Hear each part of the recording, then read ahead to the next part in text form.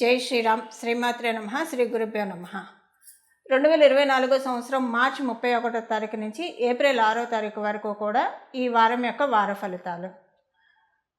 మొదటిగా మేషరాశిలో గురు భగవానుడి సంచారం, బుధ భగవానుడితోటి కూడి గురు భగవానుడి సంచారం.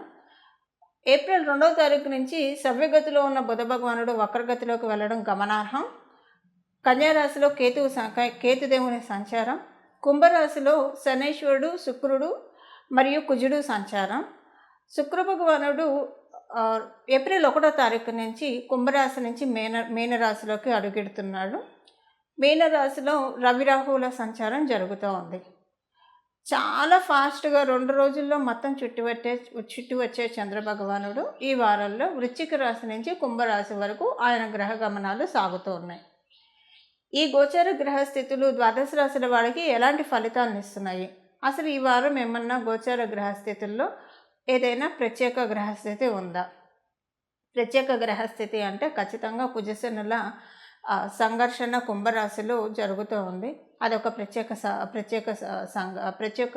ప్రత్యేకతను సంతరించుకుంది. అన్నిటికంటే ప్రత్యేకం శుక్ర భగవానుడు ఆయనకి ఉచ్చ రాశి అయిన మీనరాశిలోకి ప్రవేశిస్తూ ఉన్నారు. మన ఈ కలియుగంలో అంతా బాగున్నాము, అన్ని రకాలుగా మాకు ఏ విధమైన లోటు లేదు అని చెప్పేవాళ్ళు తక్కువగానే కనిపిస్తారు. అని చెప్పేవాళ్ళు ఎవరికైతే శుక్రబలం బాగా అంటే మెటీరియల్ కంఫర్ట్స్ మొత్తం లౌకికమైన విషయాల్లో అన్నిట్లో ఆనందంగా ఉండి దాన్ని వాళ్ళు మేము ఆనందంగా ఉన్నామని అడ్మిట్ చేస్తున్న వాళ్ళు ఎవరైతే ఉంటారో వాళ్ళందరూ కూడా శుక్రబలం బాగా ఉండంగా పుట్టిన వాళ్ళే. అయితే గురుబలం ఎవరికైతే బాగా ఉంటుందో ఎంత కలుగుంటే అంతలో తృప్తిని పొందుతారు. ఎక్కువగా పారమార్థికంగా లౌకికం కంటే పారమార్థికంగా ఎక్కువగా కనెక్ట్ అవ్వాలని చూస్తారు. అలాంటి గురు భగవానుడు రాశిలోకి శుక్ర భగవానుడు ఆయన ఉచ్చస్థానం తీసుకోబోతూ ఉన్నారు. ఉచ్చస్థానంలోకి ఆయన వచ్చారు. ఈ శుక్ర భగవానుడు ఉచ్చస్థానంలో ఈ నెల మొత్తం 1 నెల సంచారం జరుగుతుంది. ఈ సంచార రీత్యా యాక్చువల్గా మనం ఇప్పుడు ఈ వారం చెప్పుకున్న తర్వాత ఒక వారాలకు కూడా ఇది వర్తిస్తుంది. ఈ గోచర గ్రహస్థితుల రీత్యా శుక్ర భగవానుడు మీనరాశుల సంచారం ద్వాదశ రాశుల వారికి కూడా డెఫినెట్గా ఏదో ఒక విషయంలో ప్లస్ ఉంటుంది. ఆ ప్లస్ ఏంటి అన్న విషయాన్ని మనం ఇప్పుడు తెలుసుకుందాం. కుజశనుల సంచారం కుంభరాశిలో జరుగుతుంది. సహజ లాభస్థానము మేషరాశి నుంచి కాలపురుషుడి కుండలిలోంచి సహజ లాభస్థానమైన కుంభరాశిలో కుంభరాశ్యాధిపతి అయిన శనీశ్వరుడితోటి కూడి కుజ భగవానుడు సంఘర్షణ. ఇది ద్వాదశ రాశుల వాళ్ళకి ఈ వారం ఎలాంటి ఫలితాలను ఇస్తుంది? మీనరాశిలోకి శుక్ర భగవానుడు అడుగు పెట్టాడు. అక్కడ రాహు భగవానుడితోటి ఉన్నాడు, రవితోటి ఉన్నాడు. ఇక్కడ ఒక విషయం ఏంటంటే సూర్యనారాయణ మూర్తి అంటే రవిగ్రహము శుక్ర భగవానుడు రాశిలోనే నీచ పొందుతాడు. అంటే ఆయన తులారాశిలో నీచ పొందుతాడు. మేషరాశిలో ఆయన ఎగ్జాల్టేషన్ పాయింట్ తీసుకుంటాడు.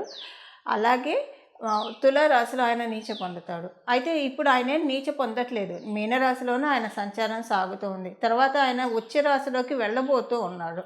ఇప్పుడు ఇదంతా ఎందుకు చెప్తున్నానంటే శుక్ర భగవానుడు ఆయన తులారాశిలో శుక్ర భగవానుడు రాశి అయిన తులారాశిలో ఆయన ఉచ్చస్థానం తీసుకోబోతూ వాళ్ళిద్దరూ కలిసి మీనరాశిలో ప్రయాణం ఈ వారం అంతా సాగుతుంది. తర్వాత మీనరాశిలోంచి ఆయన ఏ రాశికి వెళ్తాడు? మేషరాశి కంటే ఇప్పుడు ఆయన ఉచ్చస్థానానికి దగ్గరగా ఉన్నాడు. ఉచ్చస్థానానికి దగ్గరగా ఉన్నాడు కాబట్టి ఇది కూడా ఒక ప్రత్యేకమైన అంశము. ఈ విషయాలు ఇప్పుడు రవి శుక్రుల కలయిక, రాహు భగవానుడితోటి కూడిన రవి శుక్రుల కలయిక ద్వాదశ రాశుల వాళ్ళకి ఎలాంటి అంశాలను చోటు చేసుకోబోతున్నాయో ఇవన్నీ కూడా మనం తెలుసుకోవడానికి ప్రయత్నిద్దాం. కర్కాటక రాశి వాళ్ళకి ఈ వారం అంతా కూడా మీకు నవమ స్థానంలో చతుర్థాధిపతి మరియు లాభాధిపతి మీకు నవమ స్థానంలో సంచారం చేస్తూ ఉన్నారు. ఇంతకంటే ఏం కావాలి అంటే ఎవరైనా కూర్చొని మనకి అమ్మవారు కూర్చొని మనకి వరాలు ఇస్తుంది అని అంటే వరాల జల్లు కురిపిస్తుందంటే సంతోషము ఆనందమే కదా మనందరికీ కూడా. అయితే దీన్ని చివరిలో మనం పరిహారం తెలుసుకున్నాం.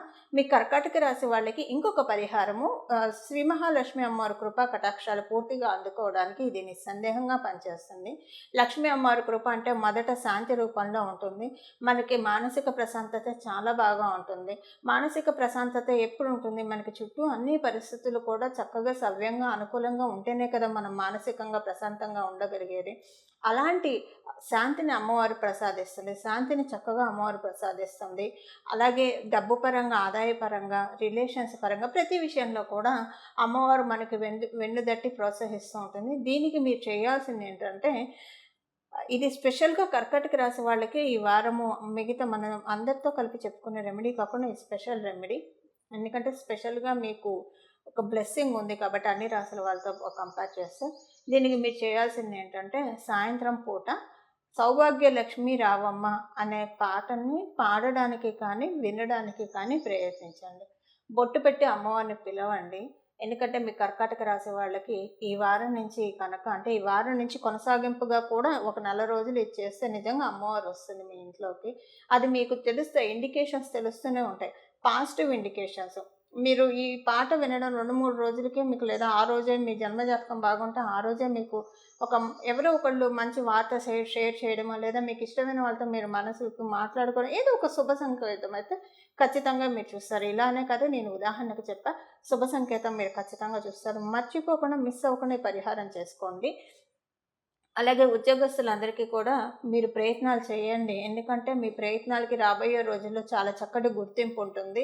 ఆల్రెడీ మీరు కష్టపడుతూ ఉన్నారు. ఆ కష్టాన్ని కొంచెము ఫ్రీక్వెన్సీ పెంచండి. మీరు పడే కష్టానికి మీరు పడే శ్రమ ఫ్రీక్వెన్సీ ఇంకొంచెం పెంచండి. ఎందుకంటే రాబోయే రోజుల్లో చాలా చక్కటి వరాల జల్లులు మీకు ఉద్యోగస్తులకి వస్తాయి కాబట్టి కొంచెం ఫ్రీక్వెన్సీ పెంచండి. మీరు చేసే కష్టాన్ని ఇంకా కొంచెం పెంచండి. ఇంకా కొంచెం సాధన ఎక్కువ చేయండి. దాని ద్వారా మీకు చక్కటి అవకాశాలు చక్కగా ఉంటుంది ఉద్యోగస్తులకి. వ్యాపారస్తులందరికీ కూడా బాగా ఉంది. కుజశనుల సంఘర్షణ జరుగుతూ ఉన్నా కూడా వ్యాపారస్తులకి ఎలాంటి ఇబ్బంది లేదు. ఈ కుజశనుల సంఘర్షణ ఏంటంటే ఎలాగ మీకు వర్కౌట్ అవుతుందంటే, మీ మీద ఎవరికైనా మీ మీద అనవసరంగా గ్లడ్జెస్ పెట్టుకొని మిమ్మల్ని ఏదో ఒక రకంగా మీరు ఏం చేసినా కూడా మీరు చేసిన వాటిలో తప్పులే చూస్తూ మీరు చేసిన మంచినంతా పక్కన పెట్టి, మనిషి అన్నాక ఏదో ఒకటి చేయకుండా ఎవరు ఉండరు కదా. ఆ చేసిన రవ్వంత దాన్నే గోరంతగా కొండంతగా చూపించే వాళ్ళందరూ కూడా ఇష్యూస్లోకి వెళ్తారు. ఇప్పుడు ఈ విషయాన్ని మీరు గుర్తుపెట్టుకోండి. ఇక్కడ కుజశనుల సంఘర్షణ ఎప్పుడైనా డిస్ప్యూట్స్కి దారితీస్తున్నాయి. అయితే ఇక్కడ డిస్ప్యూట్ మీకు రాదు. మిమ్మల్ని ఎవరైతే శత్రువుగా భావిస్తున్నారో, మీరైతే ఎవరిని శత్రువుగా భావించరు. ఎందుకంటే కర్కాటక రాశి వాళ్ళ టెండెన్సీనే అలా ఉంటుంది. చంద్రుడు అధిపతి అవ్వడం వల్ల చంద్రుడికి ఎవరితోనూ శత్రుత్వం ఉండదు, మిత్రత్వం ఉండదు. కానీ శని అంతర్గత శత్రువు అని చెప్తారు పరాశర సంహితలో. ఎంత అయినా చంద్రుడు మటుకు ఎవరిని శత్రువుగా భావించడు. అందరితోటి కూడా ప్లీజింగ్గా ఉండడానికే ప్రయత్నిస్తాడు చంద్రుడు.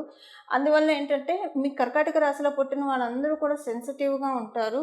కొంత మీరెవరిని అనరు కాబట్టి గమ్మున మిమ్మల్ని ఒకళ్ళు అంటే మీరు తీసుకోలేరు. అరే వాళ్ళని ఒక మాట అనాలంటే మనం ఇంత ఆలోచిస్తున్నాము, వాళ్ళు బాధపడతారేమో అని తిరిగి మనల్ని టర్న్ చేసేప్పుడు అవతల వాళ్ళు ఎందుకు ఆలోచించట్లేదు ఈ విషయం అని కొంచెం బాధ ఎక్కువ ఉంటుంది.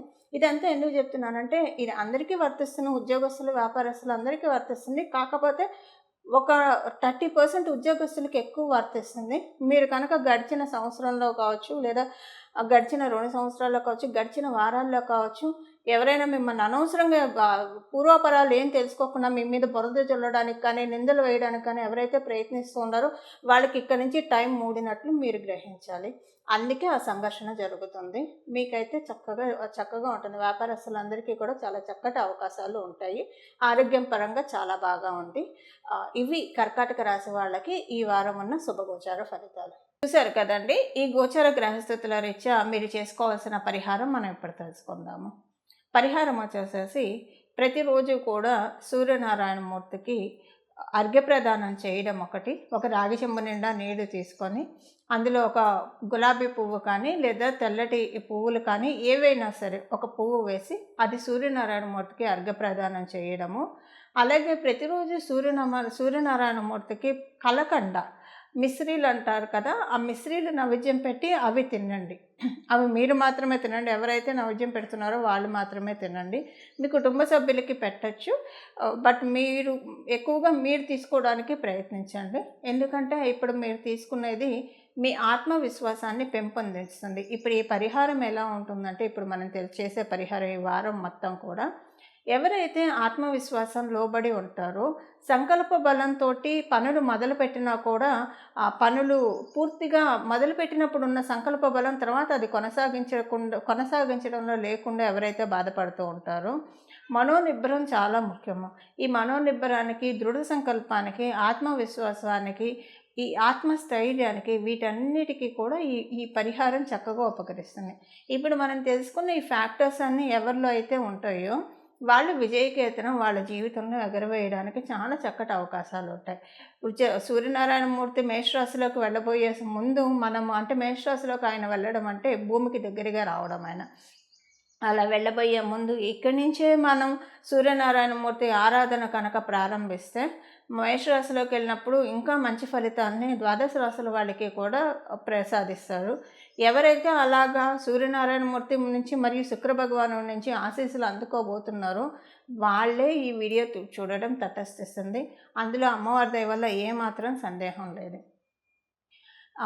ఈ పరిహారం చేసుకొని సూర్యనారాయణమూర్తి ఆశీస్సుల్ని అలాగే శ్రీ మహాలక్ష్మి అమ్మవారి ఆశీస్సుల్ని అందుకోవాలని ఆశిస్తున్నాను. ఒక చిన్న నామం ప్రతిరోజు కూడా మీకు కుదిరితే ఆదిత్య హృదయం చదవండి, సూర్యాష్టకం చదవండి. ఒకవేళ ఇది కుదరకపోతే కనుక ఈ చిన్న నామాన్ని రోజు స్మరించుకోవడానికి సూర్యనారాయణ మూర్తి ముందు కనీసం ఒక 21 సార్లు, 41 సార్లు, 108 సార్లు మీ సమయాన్ని అనుసరించి 21 సార్లు అయితే మినిమంగా చదువుకోవడానికి ప్రయత్నించండి, మనసులో అనుకోవడానికి ప్రయత్నించండి. ఆ నామాన్ని ఇప్పుడు మనం చూద్దాం. భానుమండల మధ్యస్థ భైరవి భగమాలిని, భానుమండల మధ్యస్థ భైరవి భగమాలిని, భానుమండల మధ్యస్థ భైరవి భగమాలిని. ఈ నామాన్ని ఇది మళ్ళీ బీజాక్షరాలు ఏం చేర్చకుండా ఒత్తగా ఈ నామంతో సూర్యనారాయణ మూర్తిని ప్రార్థించడానికి ప్రయత్నించండి. చక్కటి శుభాశీస్సులు చక్కగా అందుకోండి.